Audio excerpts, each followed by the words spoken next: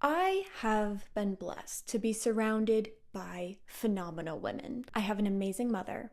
I have 3 extraordinary older sisters. I have amazing sister-in-laws.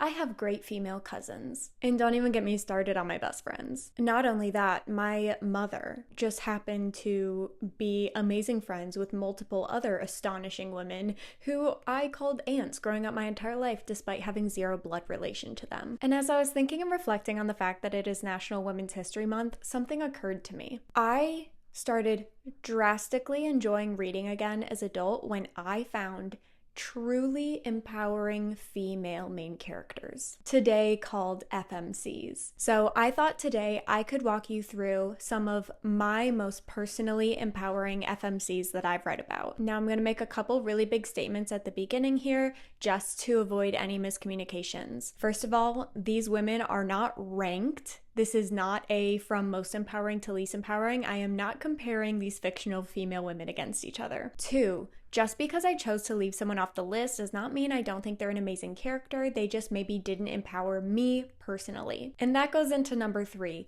A lot of the women on this list affected the way that I think, the way that I view the world, and the way that I view myself. That being said, that means a lot of these women either reflect a part of me, a part of something I've went through, or they reflect another woman that I look up to. So please do not be offended or hurt. There are so many amazing female characters out there, but these are just the ones that personally I felt empowered by. And I hope that by sharing these stories today, you'll be inspired to pick up one of these books and maybe be empowered by that character as well. But in no particular order and in a spoiler-free way, let me tell you about some of my favorite, most empowering women. Obviously, we're gonna start with Throne of Glass. It's one of my favorite series of all times, and if you've watched any of my Throne of Glass or Sarah J. Maas related videos, I talk extensively about how obsessed I am with the way that Sarah J. Maas writes women in this specific series. Not only that, but she writes female friendships on a whole nother level. This book series not only altered my brain chemistry, but it also changed the way that I view my friendships with other women. And I feel like reading these books made me a better friend. That being said, I did choose 2 women from this series. First is Aelin Ashriver Galathinius, and if you have started these books and you have not met her yet, that's okay, you'll meet her soon. She's not in the first couple books. This was mainly around one particular thing. I was gifted the very first book for my birthday, right about the time when the hardest thing I've ever gone through in my life started happening. And that's something that has been private and will continue to stay private, but this particular issue lasted about 2 years. And I actually slowly read this entire series over the course of 2 years. And when I met Aelin and I learned everything that Aelin had gone through and all the ways that she pushed through and conquered no matter what came her way, I just felt so inspired by that. And I really clung to her. You could argue that I trauma bonded with this character, but I really clung to her during some of my darkest days. Something that I do not think is a coincidence, and I actually think this was God doing me a favor. I finished the last book 2 months after the big issue I'd been struggling with for 2 years had resolved. And to me, I got to see Aelin's story come to a conclusion, and I felt like I had gotten to watch a chapter of my life come to a conclusion as well. And to me, that will always be very poetic and beautiful, and I love her for that reason. That being said, there's another character in the series named Lysandra. Lysandra has a very similar story where she came from a very hard place. But the part about Lysandra that really stuck out to me is how she was unashamedly herself despite her horrible past. Lysandra just woke up every single day and was determined to, despite the fact that so many people in positions of power over her life abused that power over her, she decided that no matter what, she was going to make sure that the people around her and even the young children around her found a better life than she had. And that to me is something that I strive for people to be able to say about me. Next, we're gonna jump over to a different Sarah J. Maas story, and that is Crescent City, and I'm specifically thinking of Agent Day. Now, you do not meet Agent Day till the second books, and I'm actually not going to show any art of Agent Day because her identity is a big secret in the series, so I'm not going to spoil that for you. But when I tell you everything about Agent Day, I find inspiring, and I really can't talk much about this without spoiling it, but when I tell you reading 3 almost 1,000-page books just for the sake of meeting this one character halfway through the second book is totally 100% worth it. This next one may come as a surprise to some people, but I'm gonna say Scarlet Drag Magna from the Caraval trilogy. Now, I've heard a lot of people say that they actually really don't like this character and they feel like she's really weak and a goody-goody, but in my opinion, I feel like I saw so much of myself in that character, and she has such an amazing growth story, not even just in the first book, but throughout the whole series. I felt like I was watching a version of myself, and I find that often reading Stephanie Garber books that a handful of her main female characters I really closely relate to. And now this next one is really, really hard to say because I was in denial for years, but I feel like now that I'm an adult and I rewatch Greta Gerwig's adaptation of Little Women, I can officially say that Amy March is my soul character. Not only is she the youngest of 4 sisters, which I am that, but I just resonate with her so much. And that's honestly hard for me to say, as you could probably tell. I grew up hating Amy March. When I first read the book, I hated her. When I first watched the old movies, I hated her. But then I went for years, never really reading the book or watching the movies because I was like, I don't like Little Women, blah, blah, blah. That Amy March girl's really annoying. But then I matured and I grew up and Greta Gerwig's version came out and I went to saw it in the movie theater. And the whole time I watched Amy March, I was like, oh no. This is me. I feel like she encapsulates a lot of the inner struggles that I had as a youngest sister, kind of always feeling like you're in your sister's shadow and then always acting out to try to get out of that shadow. And you are a very silly person, but you also want people to take you seriously, and you get frustrated when people don't take you seriously because you're known as more of a silly person. Don't even get me started on in Greta Gerwig's adaptation, how Amy March has this entire speech about how she wants to be great or nothing, and that's honestly something I really struggle with sometimes. Like, if I'm not going to succeed at something, I don't want to do it, and that's not a good mindset to have, and I am actively working on it, but oh my goodness, every single time Amy March opens her mouth, anytime she does any single little thing, I relate to it so much, and sometimes I wish I didn't, but I do. Next is another Stephanie Garber FMC, and that is Evangeline Fox. And here's the thing. I know a lot of people don't like Evangeline because she is supposedly really naive and dumb. And you know what? To that I have to say, if I was living a normal life and then one day I got sent to a magical island where a lot of crazy magical stuff was happening and there was a threat on my life in a magical world full of magical beings who wanted me unalived, you know what? I would also do some pretty dumb stuff. The entire time I read Once Upon a Broken Heart, I kept being like, yeah, girl, like I want to judge you, but I think I'd do the same exact thing. I think because of that, towards the end of the book trilogy, when she started making better decisions and she kind of grew and matured into her situation and she decided, you know what, although this is very unfamiliar territory for me, I'm not going to let my life be in someone else's hands. I'm going to take control myself. Because I felt that connection with her throughout the entire series, that was so much more impactful on me. Now, the next one is actually written by a male author. Now, I will say, whenever I tell people that they need to read this trilogy I'm about to tell you about, I always say, I know it's written by a man, but it doesn't read like it was written by a man.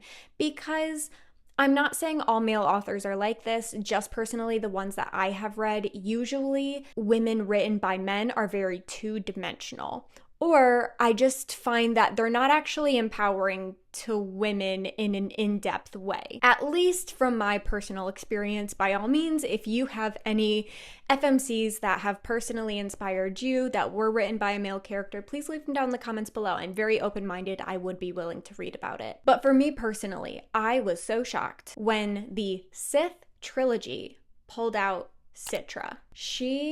Wow, where to even begin? She grew up in a world with a corrupt government that basically forced her to join it. And then she found a way to be like, you know what, I'll work in your government, but I'm going to stick to my moral compass. And then she even went a step further later to be like, you know what, like I'm going to make you better whether or not you like it. It's just so beautifully done. And also there are so many points throughout the series where she makes a decision in a split second and I'm just like, I would have never made that decision, but it's the decision I wish I could make. Like if I was braver, if I was stronger. To me, Citra is just such a strong person. She's constantly towing the line on this ethical tightrope, basically, because she realizes that this is going to be a corrupt government no matter what she does. So she is going to do her best to fix it from the inside out. Now, whether or not she succeeds, you're going to have to read it to find out. And let me just tell you, it's not as easy as yes or no, does she succeed? It honestly, the plot twists, I know some people said they thought it was predictable. Don't talk to me. If you thought that book series was predictable, we are not built the same. Now, this one I feel like is pretty generic, but you know what? I'm not going to be ashamed of it. Hermione Granger. Hermione Granger, I loved her. When I first started reading these books, I was in 3rd grade. And when I first read about Hermione Granger, I loved that despite the fact that she was annoying, and even her best friends thought she was annoying, she never stopped being annoying. Like, she was just herself because she knew that she wasn't being annoying. The problem wasn't her. The problem was the people around her. Because you know what? When they grew up, the same things that they teased her about for being annoying about were exactly the things they went to her for. It was so obnoxious how smart she was and how she was always in the library and she was always telling them off. You know how many times she saved their butts? Ron and Harry better be so thankful that Hermione Granger stayed annoying. Despite the fact, I mean, goodness gracious, that's like what, 11, 12, 13 years old? If boys, especially boys that you like, even just platonically, are telling 11 and 12-year-old girls, this is annoying, you should stop doing that, I don't like when you do this is annoying to me, girls typically stop doing it. Or at least that was my personal experience, and it's what I grew up seeing. I hope that wasn't the case for you. So for me, reading that and saying that, I was like, you mean even if people don't like me and think I'm annoying, I can still be myself? Interesting. I feel like for me as well, despite the fact that I got teased a lot for reading fantasy, even in like high school and stuff, even by literal teachers, I just remember having so many moments where I was like, Hermione Granger was always carrying around books and I thought it was the coolest thing ever. So why should I stop carrying around my fantasy books just because some boy in my class thinks it's dumb or some teacher in my class thinks it's immature that I think that fantasy is considered literature? Anyways, I'm really passionate about that one. I feel like you guys are really getting to see my heart in this video. Like, I'm very passionate about this topic and these women. Now, believe it or not, I actually have someone from a modern day romance book. This is very rare for me to do this. I usually just stick to fantasy. It's not because I don't like the women in modern romances. I'm saying this because fantasy is just my genre. But I have Liz from Better Than the Movies. I will emphasize the Liz in Better Than the Movies and Nothing Like the Movies, I do think are different characters. I know a lot of people say like, oh, well, she went to college and she grew up. You could argue that, but I think Liz lost a lot of the parts of herself that made her unique when she went to college. So that was a little heartbreaking for me to read. And honestly, that's one of the main one of them. There's a lot of reasons why I didn't love Nothing Like the Movies, but one of the main reasons is that she lost a lot of the characteristics that made her who she was. Obviously, she's not a real person. That was definitely a decision made by the author, and I could see what the author was trying to do, but unfortunately, I think the author misunderstood why people loved Liz so much in the first book. Liz was weird.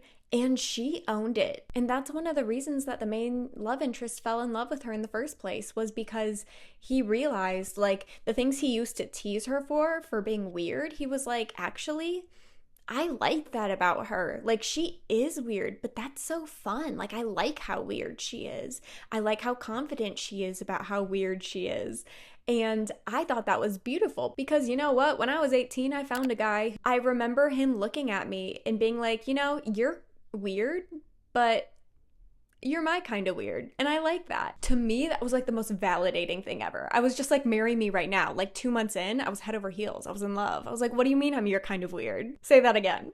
That's such an odd way to say I love you, but okay. That being said, I thought that was one of the best parts about their story, was when he decided that she was his kind of weird, and he liked that. And they fell in love, and it was great. Now this next one, I was younger when I read these, but as a middle school, younger high school age girl, these books were phenomenal. Think 4 books in a series. All 4 books follow 4 different women, all of them insanely empowering, all of them inspiring in their own way.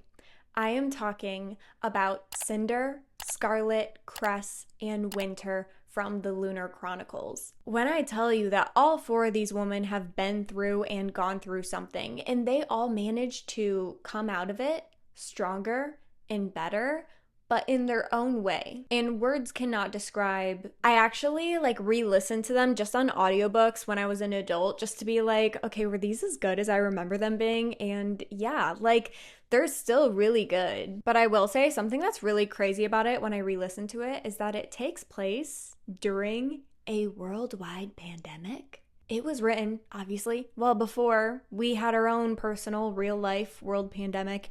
And when I tell you it was scary, obviously it was like a fantastical sci-fi plot, but the actual pandemic itself and how it was handled by the government, guys, it will actually be a little trippy for you to read, because you will, when you read it, you're like, oh, surely this was written after 2020. I think about that every so often, and that actually cracks me up.